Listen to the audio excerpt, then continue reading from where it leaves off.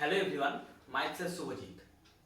আজকে আমি একটা নতুন টপিক নিয়ে আলোচনা করব যে বড় বড় কোম্পানিরা তাদের দামি দামি ফোনগুলো কিভাবে সেল করে আর আমরা সেগুলো বোকার মতন কিনে ফেলি।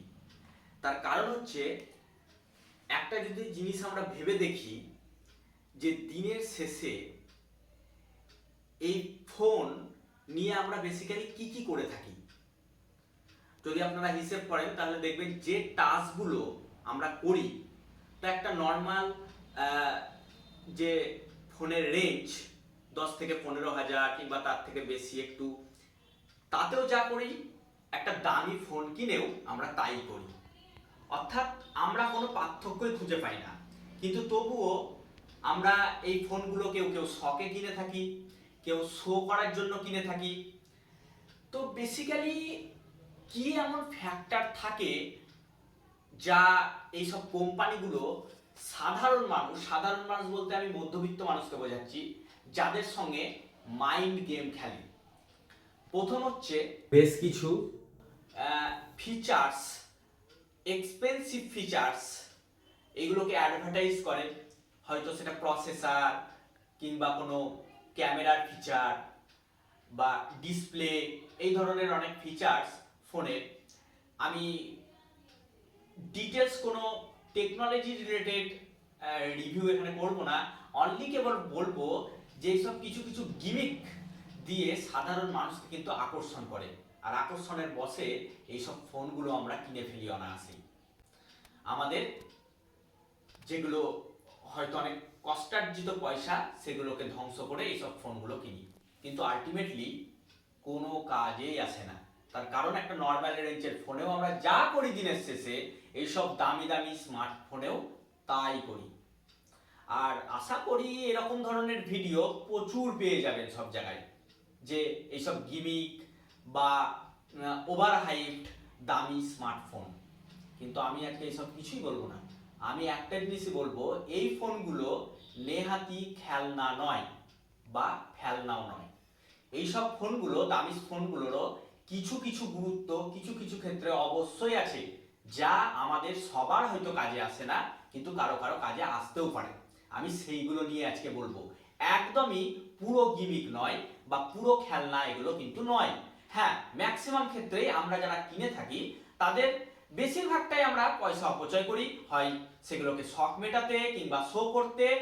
কিন্তু কিছু কিছু ফিচার্স আছে যেগুলো most expensive, which is can actually save your life ultimately at the end. প্রথমত, আমি যদি সবচেয়ে বেশি কোনো কোম্পানির নাম আমরা উঠে আসে দামি ফোনের দিক দিয়ে, তাহলে সেটা অবশ্যই অ্যাপেলের আইফোন। তো এই ফোনগুলো, আইফোন, এমন কিছু ফিচার্স আছে যেগুলো আমাদের হ্যাকারদের কাছ থেকে কোনো আমাদের তথ্য, ডাটা সিকিউর রাখতে সাহায্য করে। কিংবা যারা বেসিক্যালি কন্টেন্ট ক্রিয়েটার বা কোনো ক্রিয়েশন করে নিজস্ব প্রতিভা দিয়ে, তাদের জন্য কিন্তু এর ক্যামেরাটা বেশ ইউজফুল। তার কারণ হচ্ছে এইগুলো দিয়ে অনেক র ফটো, র ভিডিও ক্যাপচার করতে পারি এবং এগুলোকে পরবর্তীকালে আমরা এডিট করে তা আমরা নিজেদের প্রতিভাকে প্রদর্শন করতে পারি। ঠিক একইভাবে এর যে প্রসেসর যেটা ইউজ হয় সেইটা অনেকটাই ফাস্ট অন্যান্য ফোনের থেকে, এবং যা আমাদের অনেক দিন পর্যন্ত চালাতে হেল্প করে বিনা ল্যাগ ফ্রি ভাবে। তো অ্যাকচুয়ালি এই ফোনগুলো একদমই যে প্রচুর পয়সা নিচ্ছে এগুলো একদমই, কারণ এখন অনেক চাইনা ফোন, আমাদের অনেক দামি দামি চাইনা ফোন আর কি, যাদের ফিচার্সগুলো বেসিক্যালি অ্যান্ড্রয়েড বেসড, সেগুলো কিন্তু বেসিক্যালি গিমিক আমি মনে করি। কিন্তু এই ক্ষেত্রে আইফোন অনেকটাই এগিয়ে ওদের থেকে। কিংবা স্যামসুং অ্যান্ড্রয়েডের প্রথম সারির কোম্পানি, এবং তারা বেশ কিছু ফিচার দেয় যা বেশ ইউজফুল।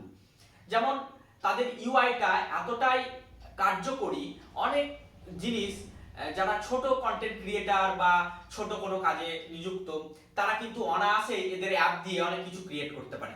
তো একদমই এই ফোনগুলো যে ফেলে দেওয়ার মতন তা একদম নয়। বাট অবভিয়াসলি আমাদের যারা মধ্যবিত্ত, যারা দিনের শেষে ওই ফেসবুক, হোয়াটসঅ্যাপ কিংবা গুগলে গিয়ে কিছু সার্চ করা, মুভি দেখা, ওয়েব সার্চিং, এই টাইপের জিনিস লাস্ট অবধি করে থাকি, তাদের জন্য কিন্তু এই ফোনগুলো মানি ওয়েস্ট ছাড়া কিচ্ছু নয়। তো তাদের আমার মনে হয় যে এইসব দিক দিয়ে বেরোনো উচিত, বেকার বেকার খরচা না করাই উচিত, এইসব ফোনের উপরে ইনভেস্ট করা না করাই উচিত। যদিও আজকাল সবাই ক্রিয়েটার, আর সেই জন্য সবারই এই ফোনগুলো প্রয়োজন, যেমন আমি একজন। তো যাই হোক, এটা আমার নতুন ভিডিও জার্নি ইউটিউবে। আশা করি আপনারা সবাই ভালো আছেন আর আমাকে সাপোর্ট করবেন, যাতে আমি এই ধরনের মানে এই যে দামি ফোনটা কিনে ফেলেছি, এটার পয়সাটা একটু উঠাতে পারি।